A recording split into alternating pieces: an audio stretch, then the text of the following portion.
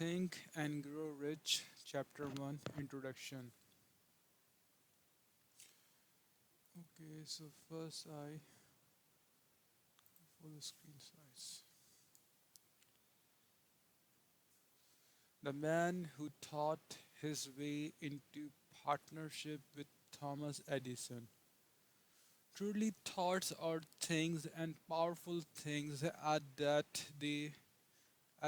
when they are mixed with definiteness of purpose, persistence, and a burning desire for their translations into riches and other material objects.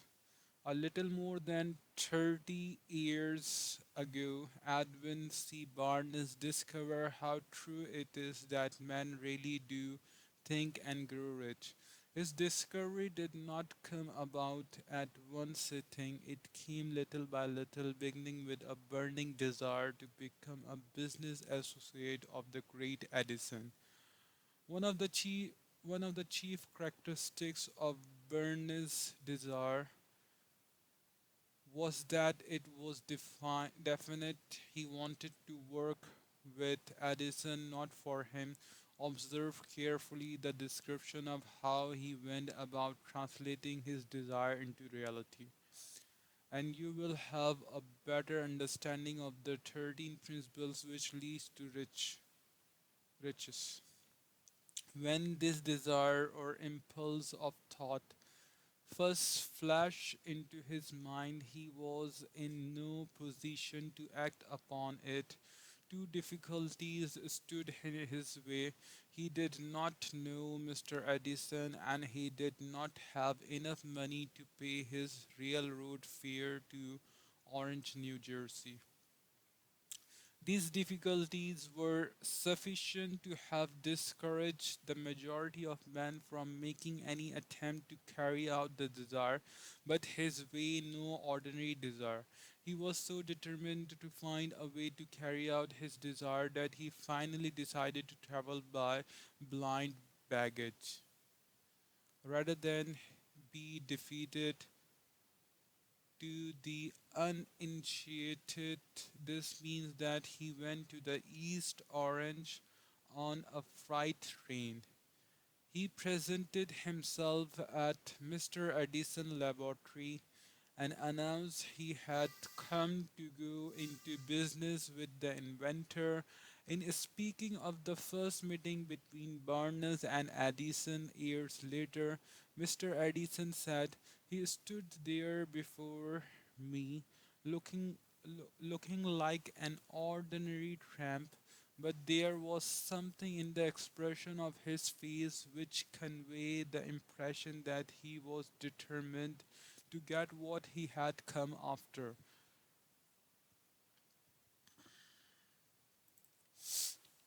I had learned from years of experience with men that when a man really desire a thing so deeply that he is willing to stake his entire future on a single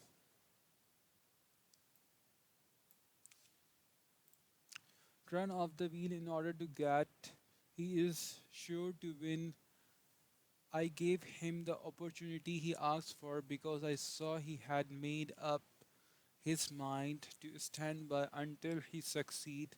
Subsequent events prove that no mistake was taken. That no mistake was made. Just what young Bond said to Mr. Edison on the occasion was far less important than that which he thought. Edison himself said so. It could not have been the young man appearance which got him his start in the Edison office, for that was definitely against him. It was what he thought that counted.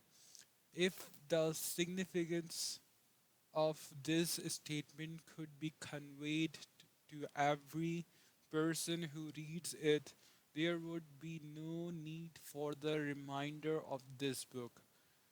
Burness did not get his partnership with Edison on his first interview. He did get a chance to work in the Edison office at a very normal wage, doing work that was unimportant to Edison but most important to Barnes because it gave him opportunity to display his merchandise where his intended partner could see it.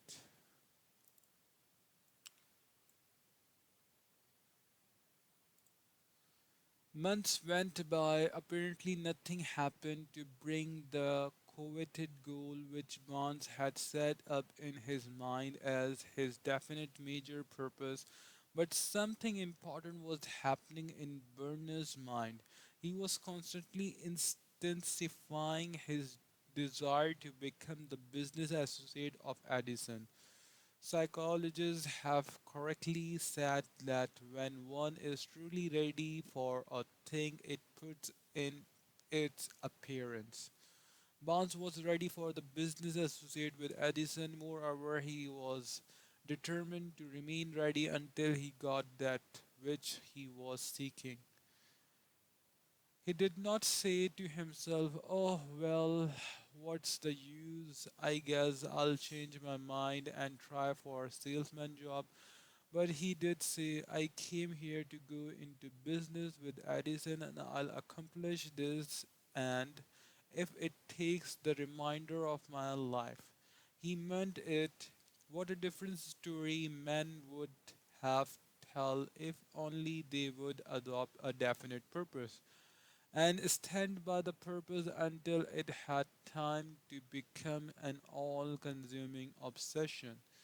Maybe young Bonds did not know it at the time, but his bulldog determination, his persistence in standing back of a single desire, was destined to move down all opposition and bring him the opportunity he was seeking. When the opportunity came, it appeared in a different form and from a different direction than Barnes had expected. That is one of the tricks of opportunity. It has a silly habit of slipping in the back door. Often it comes disguised in the form of misfortune or temporary defeat. Perhaps this is way so. Mr. Edison had just perfected a new office device known at that time as the Edison dictating machine, know the Ediphone. His salesmen were not enthusiastic over the machine. They did not believe it could be sold without great effort. Barnes saw his opportunity. It had crawled in quietly, hidden in a cure looking machine which interested no one but Barnes and the inventor. Barnes knew he could sell the Edison dictating machine. He suggested this to Edison and promptly got his chance. He did sell the machine. In fact, he sold it so successfully that Edison gave him a contract to distribute in market it all over the nation. Out of the business association grew the slogan made by Edison and installed by Bonds.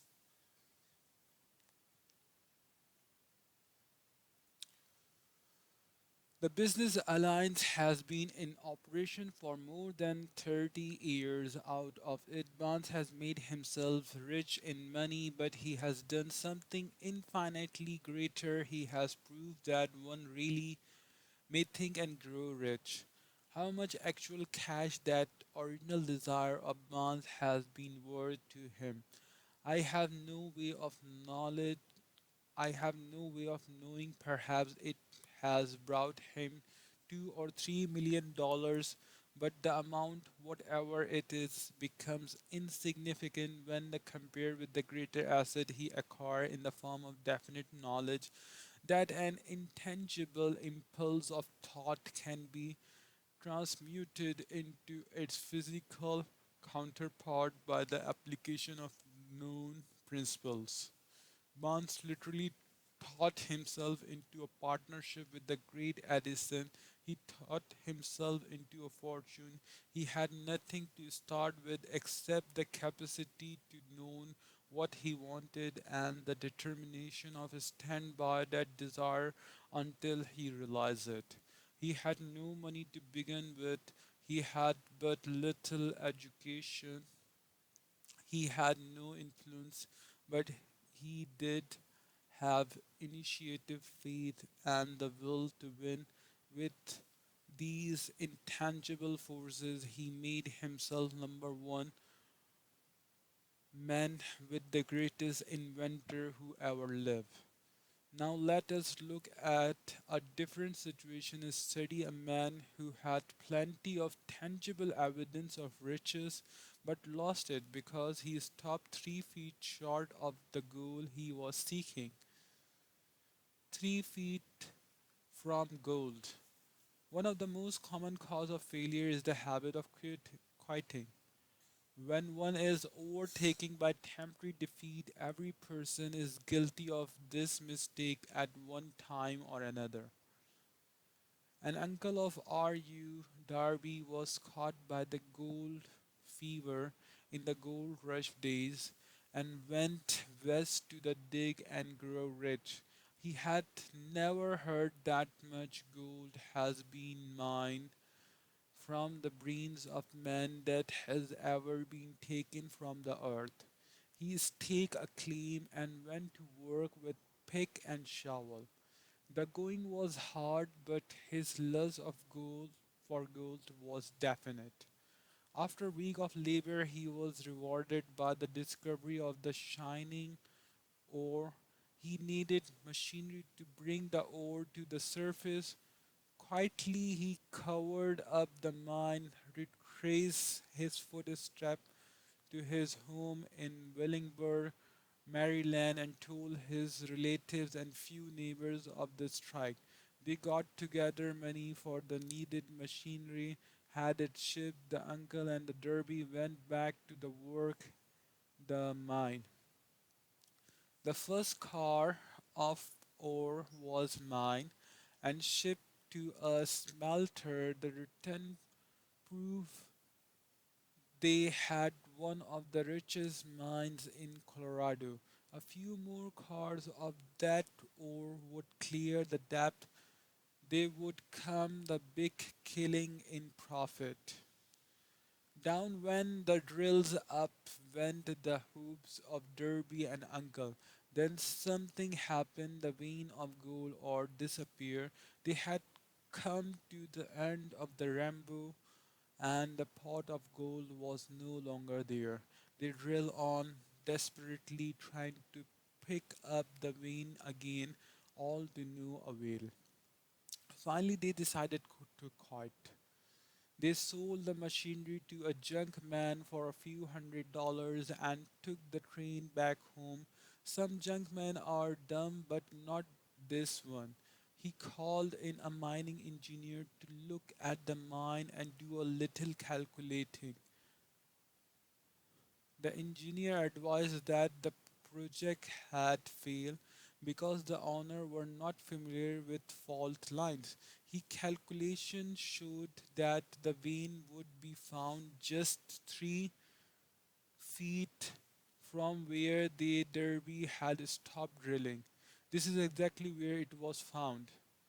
The junk man took millions of dollars in ore from the mine because he knew enough to seek expert counsel before giving up. Most of the money which went into machinery was procured through the efforts of R.U. Derby, who was then a very young man. The money came from the relative neighbors because of their faith in him. He paid back every dollar of it, although he was years in doing so. Long afterward, Mr. Derby recouped his loss many times over when he made the discovery that desire can be transmuted into gold. The discovery came after he went into the business of selling life insurance. Remember that he lost a huge fortune because he stopped 3 feet from goal. Derby profited by the experience in his chosen work by the simple method of saying into himself, I stopped 3 feet from goal, but I will never stop because men saying no when I ask them to buy insurance. Derby is the one of the small group of fewer than 50 men who sell more than $1 million in life insurance annually. He owes his stackability of the lesson he learned from his quotability in the gold mining business. Before success comes in any man's life, he is sure to meet with such temporary defeat and perhaps some failure. When defeat overtakes a man, and the easiest and the most logical thing to do is to quit, that is exactly what the majority of men do. More than 500 of the most successful men this country has ever known told the author their greatest success came just one step beyond the point at which defeat had overtaken them. Failure is a trickster with a keen sense of irony and cunning. It takes great delight in tripping one when success is almost within reach.